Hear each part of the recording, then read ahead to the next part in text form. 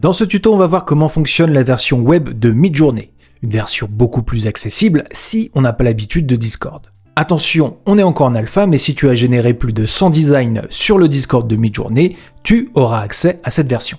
Dans un premier temps, il faudra se rendre sur midjourney.com et en se connectant ici, tu seras automatiquement redirigé vers la nouvelle version web de Midjourney. Alors comme dit tout à l'heure, celle-ci est encore en alpha, mais elle est accessible si tu as déjà généré 100 designs sur le Discord. Et ce qui va sauter aux yeux, c'est l'utilisation de Midjourney qui est simplifiée au maximum pour ne plus avoir à rentrer de commandes pour aller chercher une image ou rentrer les paramètres d'un design qu'on souhaite générer. Dans un premier temps, le menu de gauche va nous permettre d'explorer les créations faites par la communauté, d'avoir accès à l'ensemble de nos créations sur Midjourney, un menu archive qui nous permettra de rechercher via les différents paramètres, par exemple pour rechercher les designs qu'on a générés à travers les différentes versions, un espace room qui donne accès à des groupes de collaboration autour de certaines thématiques, et les trois menus qui sont ici qui nous permettent de participer à l'amélioration de Midjourney, que ce soit en entraînant l'IA, en indiquant quelle est l'image que nous préférons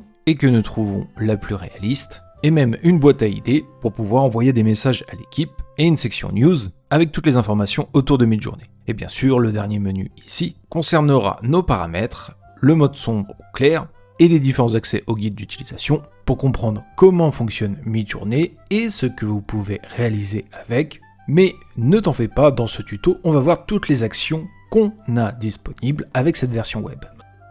Et on va commencer avec la création de design sur cette nouvelle interface et voir à quel point elle est simplifiée. Pour créer notre image, ça se passera donc sur la barre du haut. Nous allons pouvoir rédiger notre prompt. Pour rappel, un prompt en IA, c'est tout simplement une instruction destinée à l'intelligence artificielle générative, en l'occurrence ici Midjourney, pour générer le contenu demandé. Ici, l'image.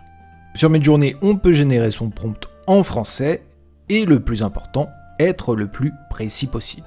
Et par rapport à Discord, sur cette version web nouveauté, plus besoin de taper la commande /imagine, il suffit de rédiger le prompt directement.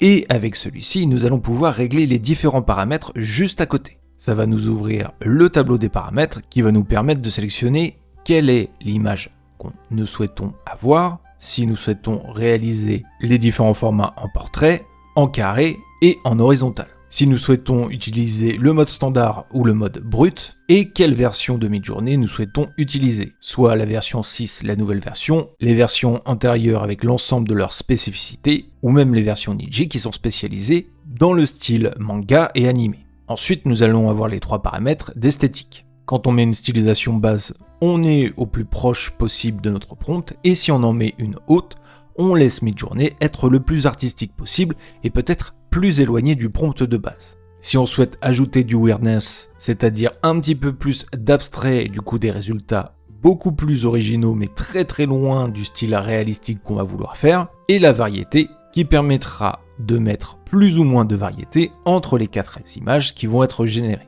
Ensuite, on pourra choisir la vitesse de génération, sachant que si on est en mode turbo, on utilisera plus de crédit pour un résultat plus rapide. En mode fast, c'est le mode normal et le mode relax pour une économie de crédit.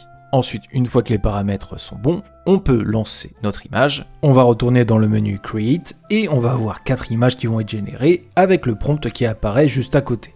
On va pouvoir sélectionner celle que nous préférons. On va prendre par exemple la deuxième. Et nous allons avoir accès au panneau de modification de celle-ci, avec d'abord la possibilité de varier l'image de façon subtile ou forte.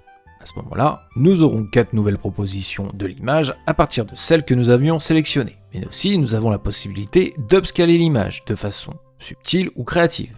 La même chose, nous allons avoir notre image ici upscalée pour un rendu le plus net possible. Ensuite, nous avons la possibilité de remixer l'image de façon subtile ou forte. À ce moment-là, nous pourrons ajouter ou remplacer un prompt, comme ici, on change le KO à 40. Pour avoir 4 nouvelles propositions à partir de la proposition précédente. Le menu pan nous permet d'agrandir l'image sur le dessus, le dessous, à gauche ou à droite. Par exemple ici, si on souhaitait agrandir notre image sur le côté, on retourne dans notre menu Create, 4 nouvelles images vont se générer on passerait en mode paysage pour avoir notre chat sur la droite et de la place sur la gauche. Par exemple, hop, on va prendre celui-ci. En dessous de panne, nous avons la possibilité de faire un dézoom en 1.5. Pareil, on va dans notre menu Create pour avoir 4 nouvelles propositions de dézoom et sélectionner l'image qui nous convient. On a la possibilité dans Change AR de changer le ratio de notre image pour pouvoir la rebasculer en format carré par exemple ici, et ainsi Midjourney inventera une nouvelle extension, que ça soit en haut, en bas de nos bordures.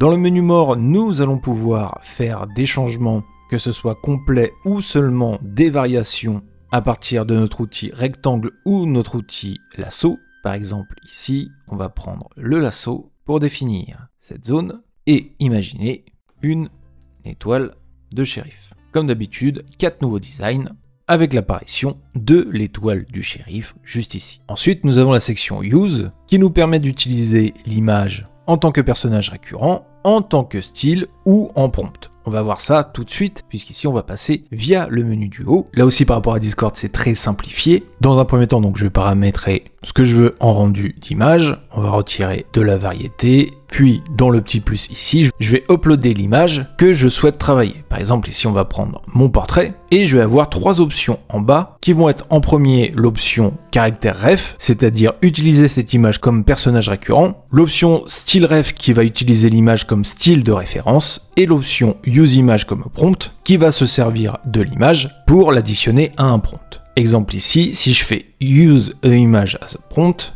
je vais demander un cowboy avec un chapeau à partir de mon image. Je vais avoir par la suite 4 propositions. Après, si je souhaite plutôt créer un personnage récurrent, comme par exemple ici je vais prendre Homer, je vais décrire une action, joue au foot, et je vais sélectionner cette fois-ci personnage récurrent. Ainsi, il m'a créé ce personnage récurrent, mais qui est quand même assez éloigné de mon image de base. Il faudrait que je rajoute plus de détails dans le prompt, pas une expérience concluante ici. Et pour le dernier paramètre, qui est le paramètre style, je peux sélectionner un style qui me plaît, comme par exemple celui-ci, sélectionner le style et avoir ainsi un résultat du style copié sur mon lion. Voilà donc pour cette nouvelle version web de Midjourney, une version beaucoup plus facile à la prise en main qu'un Discord et qui sera beaucoup plus accessible à tous, normalement disponible pour le grand public très bientôt. Et bien sûr, des fonctions seront ajoutées avec de nouvelles versions et de nouveaux outils qui vont être implantés au fur et à mesure. Notamment, on attend avec impatience la vidéo sur Midjourney. Je crois que c'est pour bientôt. Merci en tout cas d'avoir suivi ce tuto. Je vous donne rendez-vous sur le Labo des réseaux pour d'autres tutos autour de l'IA, autour des réseaux sociaux et autour de la création de contenu. En attendant, prenez soin de vous. À très bientôt pour une nouvelle vidéo.